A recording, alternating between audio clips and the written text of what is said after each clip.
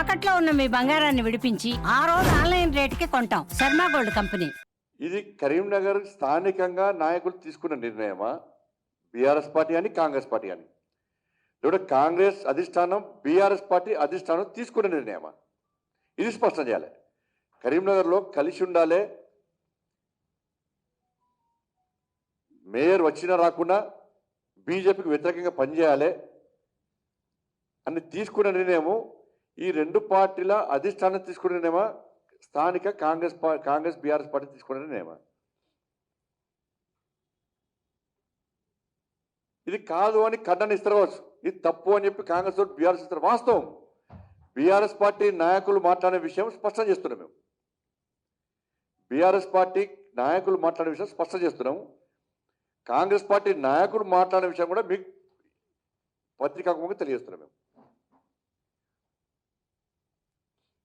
Phone tapping case arrest లేదు, drugs case arrest లేదు, ఈ ఫార్ములా కేసు అరెస్ట్ లేదు, కాళేశ్వరం కేసు అరెస్ట్ లేదు, ఫామ్ హౌస్ కేసు అరెస్ట్ లేదు.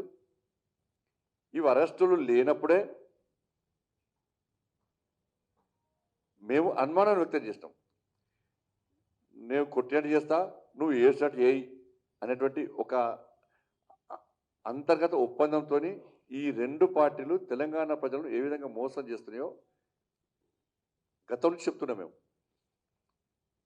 ప్లాన్ ప్రకారం బీఆర్ఎస్ చేస్తారంటే బీజేపీ కాంగ్రెస్ ఒకటి అంటారు, కాంగ్రెస్ అంటారు బీఆర్ఎస్ బీజేపీ ఒకటి అంటారు. కానీ వాళ్ళు ఇద్దరు ఒకటన్న విషయాన్ని ప్రజలు గమనిస్తున్న విషయాన్ని వాళ్ళు గ్రహించలేకపోతున్నారు. వాళ్ళు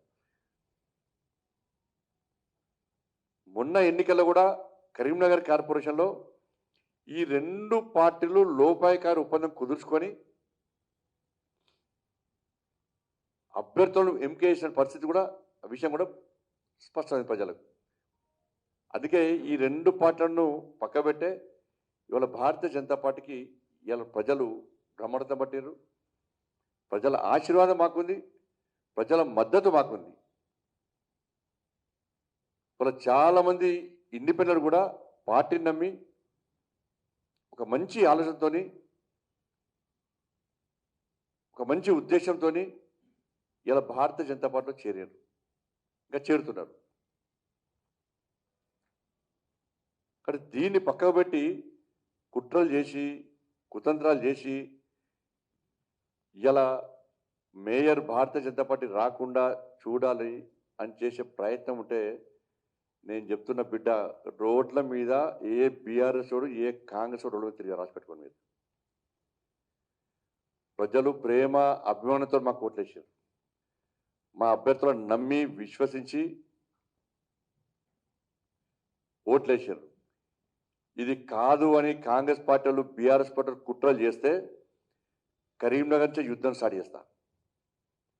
మీ బతుకులు బర్బాద్ అయితే రాజకీయ సమాజ్ చేస్తాం. మీ అందరూ రాసి పెట్టుకోండి.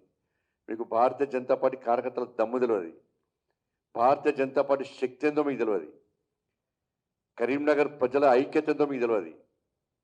ఇవాళ అదే ప్రజలు రోడ్డుకి ఎక్కిస్తాం. మేము అదే ప్రజలు రోడ్డుకి ఎక్కిస్తాం. ఒక్కొక్క బీఆర్ఎస్ వారు కాంగ్రెస్ వారి సంగతి మేము చూస్తాం. మాకు అధికారం ముఖ్యం కాదు. మీరు ఏం చేసినా 100% కరీంనగర్లో మేయర్ మేము అవుతాం. రాసి పెట్టుకోండి. మీరు 100% మేయర్ మేము అవుతున్నాం. ప్రజల ఆశీర్వాదం మాకుంది. ఒక లక్ష్యం కోసం మేయర్ అవుతున్నాం.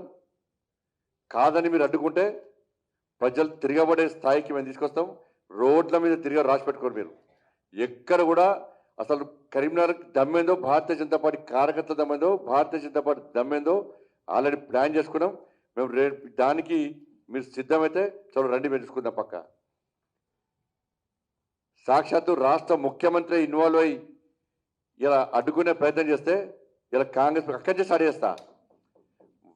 లక్షల మంది మహిళలను రోడ్డుకి ఎక్కిస్తా. నీ 2500 ఎందుకేవో అక్కడి నుంచి ప్రశ్నిస్తా. 2500 రూపాయలు ఎందుకు ఇస్తాలో మహిళలందరూ రోడ్డుకి ఎక్కిస్తా. దేశం మొత్తం కరీంనగర్ చూడాలి. ఇవాళ దేశం మొత్తం కరీంనగర్ చూస్తున్నది. కరీంనగర్లో భారతీయ జనతా పార్టీ విజయం సాధించింది. ఇవాళ మేము చేసే యుద్ధం కూడా దేశం మొత్తం చూడాలి. 2500 రూపాయలు ఎందుకు ఇస్తాలో లక్షల మంది రోడ్డుకి ఎక్కిస్తా.